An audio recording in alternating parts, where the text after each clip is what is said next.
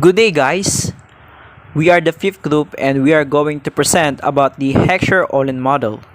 I am Kyle Modesto, and to start, the Heckscher-Ohlin model is an economic theory that proposes that countries export what they can most efficiently and plentifully produce, also referred to as the HO model or 2 by 2 by 2 model. It's used to evaluate trade and more specifically the equilibrium of trade between two countries that have varying specialties and natural resources. To not complicate matters, basically, its idea is just about a country will export goods that are intensive in its relatively abundant factor and will import goods that are intensive in its relatively scarce factor. Like for example, just as mentioned before, Apple Incorporated is an American multinational technology company, but large part of their products are being built and assembled in China and also in India.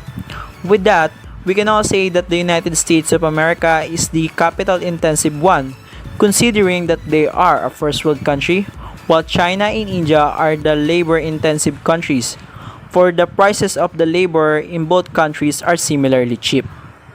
Talking about basics and models history, it all started in 1919, which was work by Eli Heckscher himself.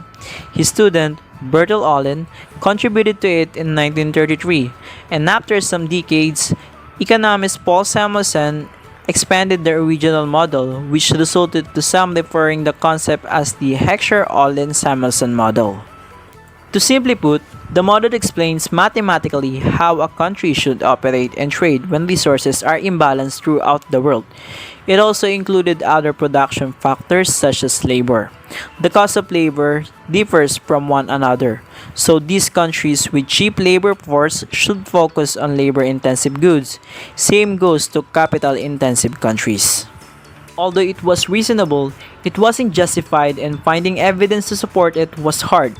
So a lot of other models have been used to explain why industrialized and developed countries only trade with one another but do not engage with developing and yet developing countries.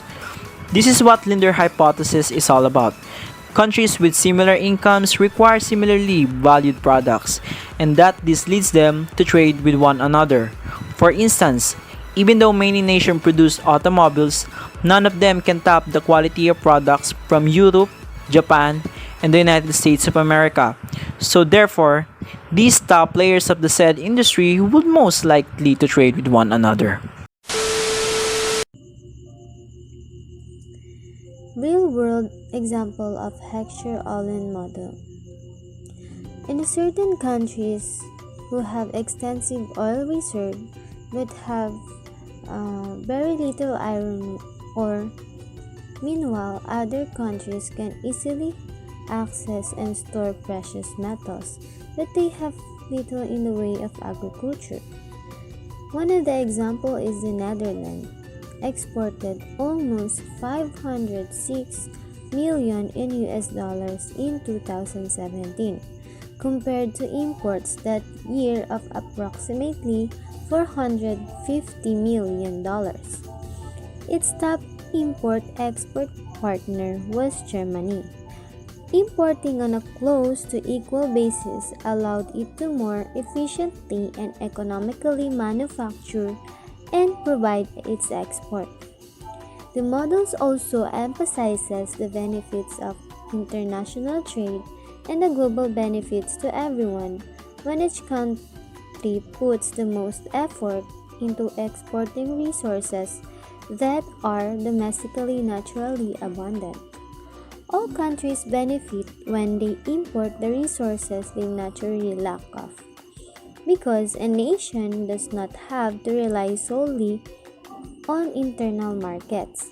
It can take advantage of elastic demand. The cost of labor increases and marginal productivity declines as more countries and emerging markets develop. Trading internationally allows countries to adjust to capital-intensive goods production, which would not be possible if each country only sold goods internally. And also, here is some important information regarding the Heckscher-Ohlin model. The Heckscher-Ohlin model evaluates the equilibrium of trade between two countries that have varying specialties and natural resources. The model explains how a nation should operate and trade when resources are imbalanced throughout the world. The model isn't limited to commodities but also incorporates other production factors such as labor. Next is why trade. In Heckscher-Ohlin theory, international trade is equals to economic growth. The Heckscher-Ohlin theory explains why countries trade goods and services with each other. One condition for trade between two countries is that the countries differ with respect to the availability of the factors of production. They differ if one country, for example, has many machines, which is the capital, but few workers, while other country has a lot of workers but few machines. And according to the Heckscher-Ohlin theory, a country specializes in the productions of goods that is particularly suited to produce. Countries in which capital is abundant and workers are few, therefore, specialize in productions of goods that in particular require capital. Specialization in production and trade between countries generates, according to this theory, a higher standard of living for the countries involved.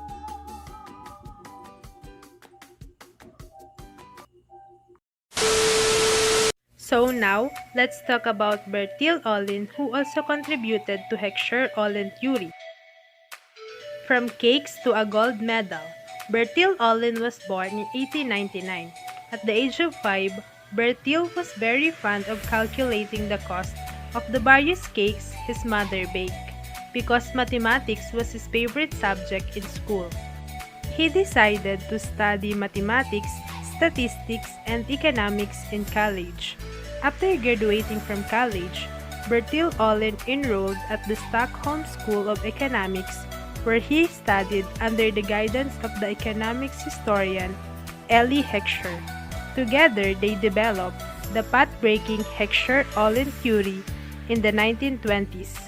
Many years later, in 1977, Bertil-Ohlin was awarded the BACR6 Prize in Economic Sciences in memory of Alfred Nobel for his contribution to the theory of international trade based on the work he did with Heckscher. Elie Heckscher, who died in 1952, did not share the prize, since it is not awarded posthumously. Instead, Ohlin shared the prize with the British economist James E. Meade. Between 1944 and 1967, Bertil-Ohlin was the leader of the Swedish Liberal Party, and between 1944 and 1945, he was also the Secretary of Trade of the Swedish government. Bertil-Ohlin died in 1979. Next is, what is an economic theory? Economic theories helps us understand economic interactions between individuals or countries. For example, why individuals or countries trade with each other and why trade may benefit the parties involved. One can compare an economic theory with a map over a piece of land.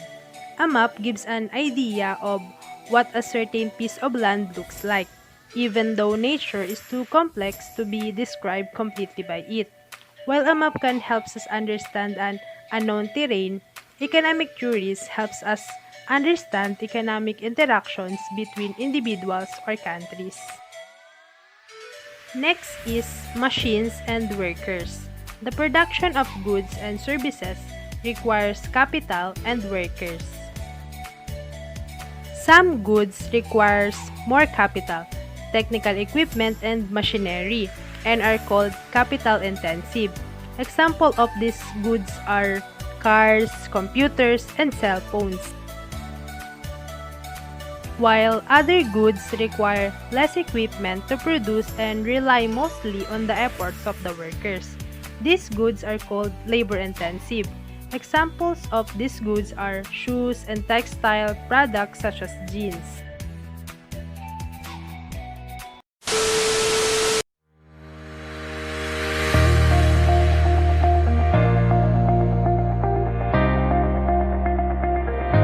So now let's talk about gains from trade. By specializing in production and by trading with other countries, it is possible for countries to increase their incomes. Gains from trade are the net benefits to economic agents from allowing them to engage in more voluntary trading with one another. In technical terms, the rise in consumer surplus plus producer surplus as a result of decreased tariff or other trade liberalization. An economy with a comparative advantage in a certain good will only increase production of that good until the opportunity cost matches the terms of trade. For example, roadway now produces more vehicles and fewer boats as a result of trade. At the beach, there are more boats and fewer trucks. Even though countries as a whole benefit from specialization and international trade, all groups in society, workers and capitalists, do not gain according to the Heckscher-Ohlin theory.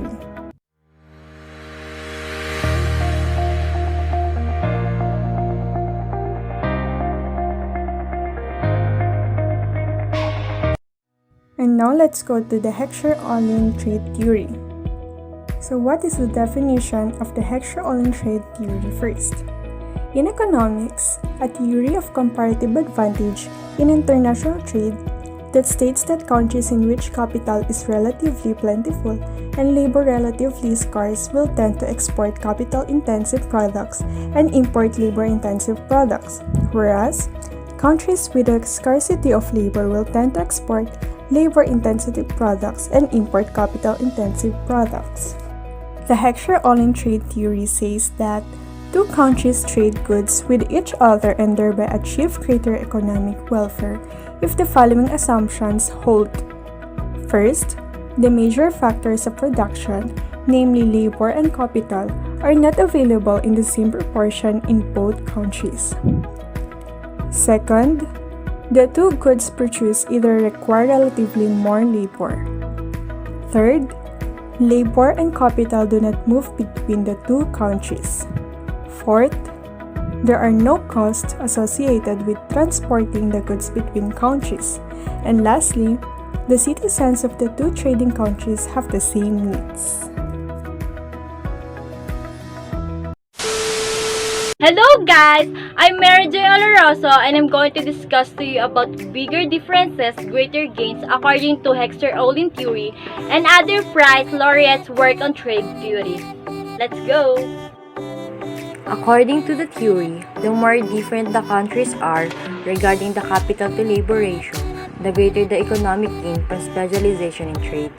The country with relatively more capital specializes but not necessarily fully in production of capital-intensive goods, while the country with relatively little capital specializes in production of labor-intensive goods.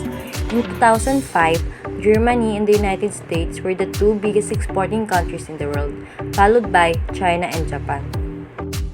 Imagine two countries that each produces both jeans and cell phones. Although both countries use the same production of technologies, one has a lot of capital but a limited number of workers, while the other country has little capital but lots of workers. The country that has a lot of capital but few workers can produce many cell phones but few pairs of jeans, because cell phones are capital intensive and jeans are labor intensive. The country with many workers but little capital, on the other hand, can produce many pairs of jeans but few cell phones. In this case, neither country has specialists in producing more of one of the two particular products.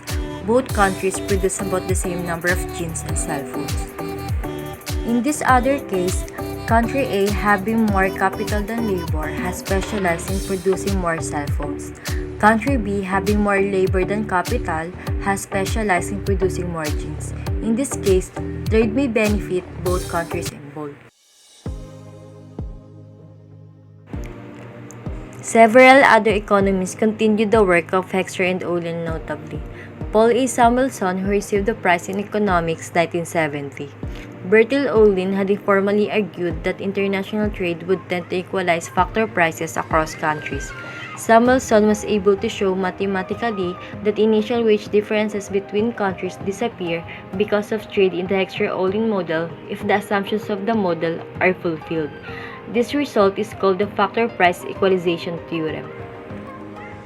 Wassily Leontief in 1974 shows one of his papers on trade theory why the United States exports do not reflect a factor production very abundant in the U.S. capital.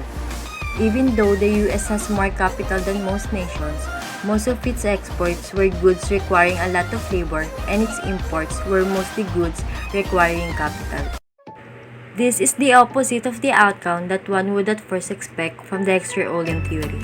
However, Leontief's explanation was that the workers in the US have a lot of knowledge. Thus, Leontief's explanation was consistent with the Heckscher-Ohlin theory.